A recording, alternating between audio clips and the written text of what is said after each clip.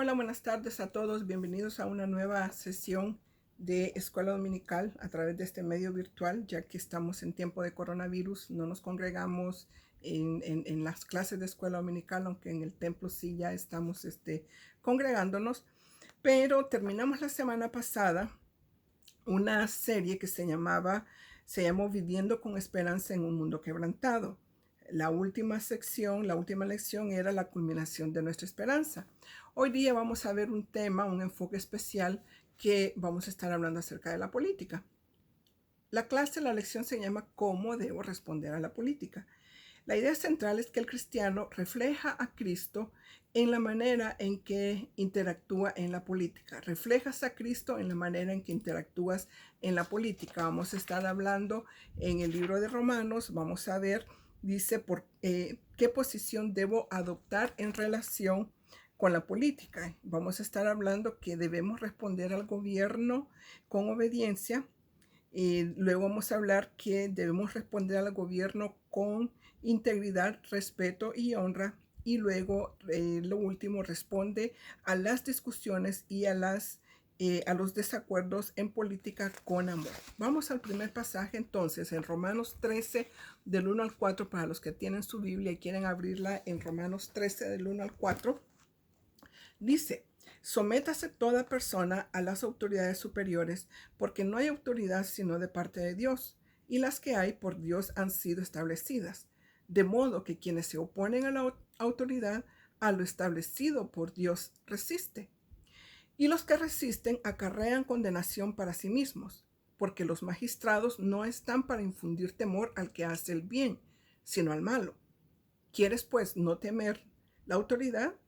Haz lo bueno y tendrás alabanza de ella, porque es servidor de Dios para tu bien.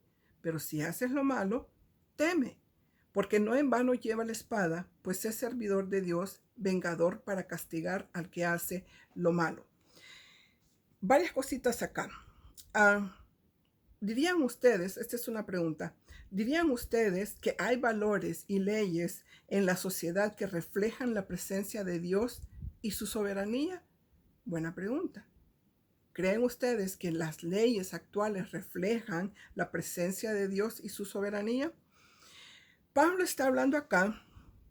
Cuando Pablo escribe esta carta a los romanos, él está escribiendo a una iglesia que estaba bajo el gobierno romano, que era bien sabido que era un gobierno cruel. Más sin embargo, y una cosa, la comunidad cristiana no tenía los mismos privilegios que el Imperio Romano otorgaba a los judíos, que era la religión lícita. Entonces, Pablo está hablando a cristianos que no tienen los mismos derechos que tenían los judíos de parte de un gobierno que era cruel. Tengan eso en mente cuando estemos leyendo y estudiando esto. Entonces, la pregunta es, ¿cuál debía ser la actitud de los cristianos, de la iglesia cristiana, hacia un gobierno que cada día se mostraba más hostil contra ella? Esa es la pregunta. Ahora, Pablo está diciendo acá en el versículo 1, sométase a toda persona a las autoridades superiores, porque no hay autoridad sino de parte de Dios. Y las que hay por Dios han sido establecidas. De modo que quien se opone a la autoridad, a lo establecido por Dios, resiste. El gobierno es legítimo porque es una institución que Dios creó para hacer posible el desarrollo y el mantenimiento civil. Punto. El gobierno existe porque Dios lo estableció para hacer posible el desarrollo y el mantenimiento civil. Ahora bien, se supone que ese gobierno debe ejercerlo con la responsabilidad, autoridad, compasión y justicia. El gobierno que Dios que está, ya lo vimos, lo ha establecido Dios, tiene la responsabilidad de ejercer su autoridad con compasión y justicia. Ustedes me dirán, ay, pero es que en la actualidad, que mire, que los políticos, que yo soy salvadoreña y muchos de mis hermanos o los que verán este video son salvadoreños y hablamos que los diputados y que el presidente y que no dejan al presidente trabajar y los dipurratas, le llamamos dipurratas a los diputados porque no están haciendo su trabajo. Ellos van a dar cuenta a Dios, les guste o no, ellos van a dar cuenta a Dios porque se supone que ellos deben de gobernar de una manera con compasión, con justicia, haciendo justicia para el pueblo. Lo que nosotros estamos, no estamos, esta clase no es para juzgar al gobierno. Esta clase es para ver cómo nosotros como cristianos debemos de responder a un gobierno, aun cuando el gobierno no es bueno. Porque recuerden, por eso les dije, tomen en cuenta, en consideración que Pablo está escribiendo esta carta a una iglesia cristiana que estaba siendo mal gobernada, que estaba siendo discriminada, que estaba siendo tratada con crueldad por un gobierno cruel. Ahora, el gobierno, fíjese bien, el gobierno es un servidor, es un instrumento en las manos de Dios para el bien del ser humano. Eso se supone que sea el gobierno. Se lo voy a repetir, el gobierno es un servidor, un instrumento en las manos de Dios para el bien de los seres humanos. Ahora, en el Antiguo Testamento, porque al final dice acá, porque es versículo 4, porque es servidor de Dios, haz lo bueno y tendrás alabanza de ella, etcétera, etcétera, porque es servidor de Dios para tu bien, pero si haces lo malo, teme, porque no en vano lleva la espada, pues es servidor de Dios, vengador para castigar al que hace lo malo. La espada en el Antiguo Testamento se menciona más de 360 veces. Es un símbolo de guerra. Pueden leer Job 5:20 si quieren profundizar. Ahora, el contexto apoya la interpretación policíaca. Hablando de la espada, no como acá en este concepto, no como un instrumento de guerra, sino que más bien de la policía, de uso de la policía para establecer como un instrumento de justicia. Ahora, haciendo un pequeño como resumen, el cristiano tenía que vivir con sumisión a las autoridades superiores porque estaban puestas por Dios. Ahora, el creyente, número 2, el creyente debe levantar su voz contra las injusticias, especialmente cuando el gobierno busca eliminar la libertad religiosa, porque, recuerden, es necesario obedecer a Dios antes que a los hombres. Hechos, eso lo pueden encontrar en Hechos 5:9. Si el gobierno comienza a aplicar, por ejemplo, acá en Estados Unidos, eso es algo horrible. Yo, de nuestros países, yo espero, no sé, pero por ejemplo acá, el aborto se ha legalizado hasta el punto, es legal hasta el punto del nacimiento. Es decir, cuando el bebé nace, la madre tiene la opción de decidir, bueno, ¿me quedo con el bebé o no me quedo con el bebé? Si viene con un desorden o viene con algo, una enfermedad, no, pues maten hasta el punto del nacimiento. Es legal el aborto acá en Estados Unidos. Hay muchos estados, o más bien ya a nivel nacional, en donde el matrimonio homosexual, el matrimonio gay, es legal. Y a eso, como cristianos, nosotros debemos de oponernos, porque eso va contra lo que dice la palabra de Dios. No es que vamos a, porque esto me lo preguntaron hace poco, qué pensaba yo acerca de las relaciones de las personas homosexuales. Y yo le respondí a la persona, si yo tuviera, no tengo, pero si yo pudiera hacer amistad con una persona homosexual, lo que sea, hago la amistad, porque sería una manera mía de poderme acercar a alguien y hablarle de Cristo. Pero no apoyo el pecado, no apoyo, porque Dios aborrece el pecado, pero ama al pecador. Y eso debemos de tenerlo siempre en cuenta. Vayan ahora a Romanos 13, del 5 al 7.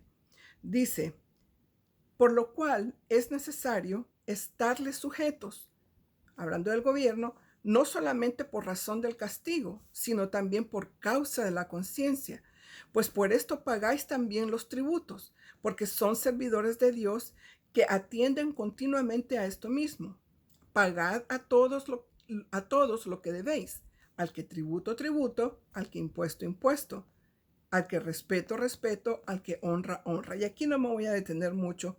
Eh, Sabemos que Jesús no negó que había que pagar impuestos al gobierno. Hay un pasaje muy conocido en donde quisieron tentar a Jesús y le preguntaron, ¿es lícito pagar impuestos al César? Y él les dijo, mostradme una moneda. Y cuando le dieron la moneda, él dijo, ¿de quién es esta imagen que está acá? Y le dijeron, de César. Pues entonces dar a César lo que es del César y a Dios lo que es de Dios. Lo que a mí me llamó la atención acá es el hecho de que como cristianos va a ser nuestra conciencia lo que nos va a hacer ser obedientes al gobierno, porque hemos sido ya transformados, nuestra conciencia ha sido transformada. Entonces no hay necesidad de que el gobierno ande detrás de nosotros, que paguen sus impuestos, que maneje la velocidad que es, que, que respete las leyes, que vaya a votar, porque parte de nuestra conciencia renovada ya nos hace ser obedientes sin necesidad de que estén detrás de nosotros. Como es el caso, se me viene a mí en este momento, como es el caso cuando, por ejemplo, hablábamos de pecados pequeños y pecados grandes. Yo me puedo robar este lapicero de la oficina porque, pues un lapicero a la oficina no pierde nada con un lapicero que yo me lleve. Castiguen al ladrón que entra a un banco y se roba miles y millones de dólares. Eso sí, ese sí está pecando, pero un lapicero no. No, para Dios, como dije antes, Él aborrece el pecado, sea que robemos un lapicero o sea que robemos $1,000,000 o lo que sea. Entonces, por nuestra conciencia ya renovada, y creo que lo tengo acá en el pasaje estaba en Romanos, dice Romanos 2:15, si no me equivoco, dice, mostrando la obra de la ley escrita en sus corazones, dando testimonio su conciencia, acusándolos o defendiéndoles sus razonamientos. Es decir, a razón de la ley de Dios que tenemos ya escrita en nuestros corazones, es que nuestra conciencia nos dice, bueno, hoy es día de elecciones. Como buen cristiano, voy a ir a votar. La ley me dice que debo pagar mis impuestos, entonces pago mis impuestos. No porque la ley me lo esté exigiendo, pero la ley de Cristo que está en mi corazón me hace cumplir las leyes. Dice, resumiendo, la simple razón que la conciencia obra en el razonamiento es evidencia que hay un Dios eterno que nos hace responsables ante Él por nuestras acciones. Si la conciencia del cristiano le afirma que lo correcto es honrar el gobierno, debemos tomar el paso lógico y ser ciudadanos responsables. Dios quiere que le rindamos respeto y honra a los que lo merecen. Hay políticos que van completamente contra los valores cristianos, pero aún en tales casos podemos respetar la oficina que ocupan en el momento. Quizás sea un político corrupto que va en contra de lo que Dios quiere, pero el puesto, el cargo que él está ocupando es el que debemos de respetar. Y para terminar, leamos Romanos 13 del 8 al 10. Dice, no debáis a nadie nada, sino el amaros unos a otros, porque el que ama al prójimo ha cumplido la ley. Porque no adulterarás, no matarás, no hurtarás, no dirás falso testimonio, no codiciarás, y cualquier otro mandamiento en esta sentencia se resume. Amarás a tu prójimo como a ti mismo. El amor no hace mal al prójimo. Así que el cumplimiento de la ley es el amor. Y aquí termino. Pablo dice, no debáis nada a nadie. Está hablando algo más de solamente los impuestos al gobierno. Él está hablando de, mire, si usted le dijo alguna vez a alguien, mira, préstame, pague. Si no puede pagarlo ni un solo, haga arreglos, pero pague. Ahora, nuestro impacto cívico será afectado por la manera en que tratamos a nuestros semejantes. Ahora, no hay discusiones más agitadas que cuando tienen que ver con asuntos políticos. Por ejemplo, mi esposo y yo tenemos visión, conceptos o ideas políticas diferentes. Yo con él prefiero no tratar el tema. Y cuando caemos en el tema de la política, pues tratamos de hacerlo bien, en paz, con armonía. Y dice el último, en nuestro discurso político honramos a Dios en la manera en que hablamos con otros, mostrando cortesía aun cuando estemos en desacuerdo con ellos. Como cristianos, cuando alguien toca el tema de política y no estamos de acuerdo con ellos, nuestra responsabilidad es responder con amor. Porque entonces nosotros estamos dando honra a Dios. Con eso termino la lección de ahora. La conclusión la tienen mis alumnos, la tienen en la última página, no lo voy a tocar, pero sí hay varias cositas que podemos hacer. Podemos, por ejemplo, investigar, tomarnos el tiempo de investigar la plataforma política de los partidos políticos. Aquí en Estados Unidos vamos a entrar pronto a elecciones y debemos de ver, pues estudiar quiénes son los candidatos, por quiénes votar, orar, tomar el tiempo, pedirle a Dios que nos dé discernimiento de cómo ejercer nuestro voto.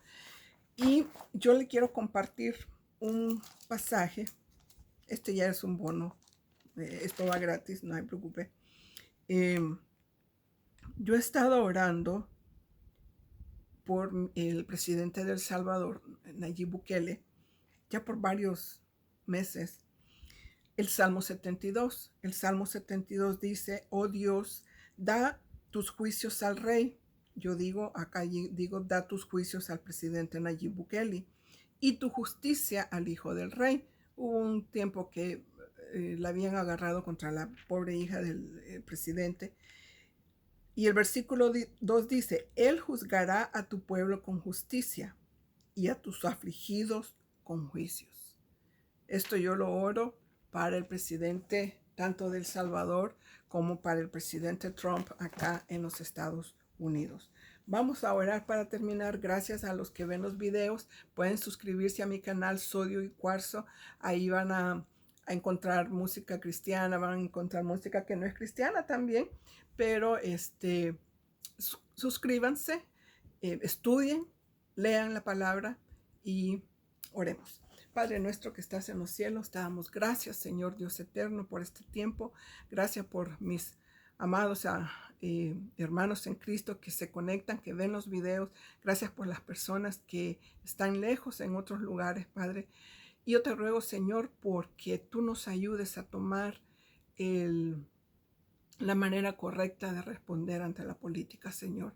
Que reflejemos, Señor, a Cristo Jesús, incluso a través de nuestro comportamiento con relación a la política, Padre. Gracias te doy, Señor, por este tiempo. En Cristo Jesús oro así, Señor. Amén y amén. Que el Señor me los bendiga. Nos vemos la próxima semana. Lean, estudien. Saben que los quiero mucho. Bye.